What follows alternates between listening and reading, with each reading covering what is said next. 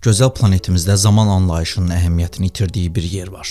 Və bu yer Arktik dairənin kənarında yerləşən kiçik Norveç Sommarøy adasıdır. Burada füsunkar təbiət və ekstremal hava şəraiti arasında ada sakinləri ənənəvi müvəqqəti sistemdən tamamilə imtina edərək öz qaydaları ilə yaşayırlar. Təxminən 350 nəfər əhalisi olan adalılar Norveç hökumətinə qeyri-adi bir xahişlə müraciət ediblər. Vaxtı ləğv etmək. Və bu şıltaqlıq deyil, bənzərsiz təbiət hadisələrini diktə etdiyi bir zərurətdir. Günəşin üfüqdən kənara çıxmadığı qütb günləri və heç görünmədiyi gecələr vaxt itirməyin asan olduğu şəraitini yaradır. Sommarøy sakinləri saatlarla və dəqiqələrlə yaşamaq əvəzinə hissləri ilə idarə olunurlar.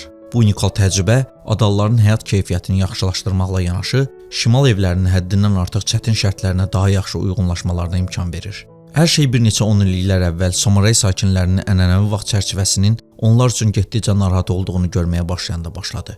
Günəşin üfüqdən kənara çıxmadığı qütb günləri və davamlı qaranlığın hökm sürdüyü uzun qış gecələri xaos hissi yaradırdı. İnsanlar vaxt itirirdilər və bu gündəlik həyatlarına təsir edirdi. Bir dəfə 2019-cu ildə bir qrup ada sakini Norveç hökumətinə qeyri-adi bir xahişlə müraciət etmək qərarına gəlir. Vaxtı ləğv etmək. Yalnız öz hiss və ehtiyaclarını rəhbər tutaraq saat və dəqiqə olmadan yaşamağa təklif edirlər. Bu təklif əvvəlcə çaşqınlığa, hətta istehzaya səbəb olur. Lakin Sommarøy sakinləri israrlı idilər.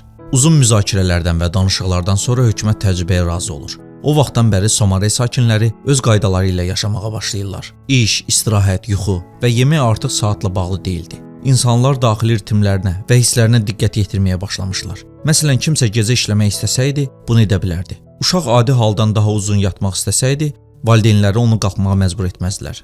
Həyat daha çevik və ahəngdar olmuşdu. Zamanın rədd edilməsi adalıların həyatına əhəmiyyətli dərəcədə təsir etmişdi. Daha sakit və xoşbəxt idilər. Vaxtlarını daha yaxşı idarə etməyi öyrənmişlər. İş daha məhsuldar olmuşdu. Çünki insanlar ən böyük güc artımını hiss etdikdə işləyə bilirdilər. Bundan əlavə bu təcrübə dünyanın hər yerində alim və tədqiqatçıların diqqətini çəkmişdi. Vaxtsız həyatın insan sağlamlığına və psixikasına necə təsir etdiyini öyrənməyə başlamışlar. Nəticələr təsirli idi. Stress səviyyələri azalmışdı və həyat keyfiyyəti əhəmiyyətli dərəcədə artmışdı. Adada iş də bu qeyri-adi cədvələ uyğunlaşır. İnsanlar gündüz və ya gecə olsun, ən böyük güc artımını hiss etdikdə işləyə bilərlər. Bu məhsuldarlığı və əmək məmnuniyyətini artırmağa imkan verir. Məsələn, kimsə gecə özünü enerjili hiss edərsə, qaranlıqda fəaliyyət göstərə bilər. Adadakı uşaqlar da bu cür cədvəldə yaşayırlar. Günəşin görünmədiyi qış aylarında daha uzun yata bilər və yay aylarında günün istənilən vaxtında çöldə oynaya bilərlər. Valideynlər onları ciddi bir cədvələ əməl etməyə məcbur etmirlər. Bu da uşaqların özləri üçün daha təbii bir ritmdə inkişaf etməsinə imkan verir. Adada həyat qarşılıqlı yardım və dəstək üzərində qurulur.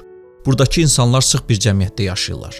Burada hər kəs çətin anlarda qonşusuna kömək etməyə hazırdır. Bu sakinlərin ümumi rifahına müsbət təsir göstərən inam və harmoniya mühiti yaradır.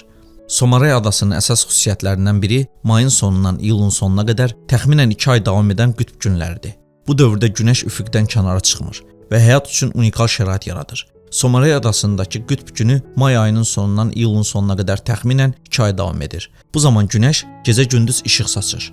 Bu da adi rutini kökündən dəyişir. Ada sakinləri bu vaxtdan maksimum yararlanmağa öyrənmişlər. Onlar öz işlərini görürlər, bağda işləyirlər, gəzintiyə çıxırlar və sadəcə uzun, parlaq günlərdən həzz alırlar. İlin bu vaxtında insanların gecə və ya 2 saat belə işlədiyini və ya əyləndiyini görə bilərsiniz. Noyabr-yanvar ayları arasında Sommarøy adasında günəşin ümumiyyətlə görünmədiyi qütb gecələri var. Bu müddət ərzində sakinlər gündəlik mənzərəyə çevrilən şimal işıqlarını müşahidə edə bilirlər. Adalılar uzun bir qütb gecəsindən sonra yay günlərini xüsusilə qiymətləndirirlər və onlardan maksimum dərəcədə istifadə etməyə çalışırlar. Növbəti videonun sonu. Fikirlərinizi şərh bölməsində qeyd edə bilərsiniz. İzlədiyiniz üçün təşəkkürlər.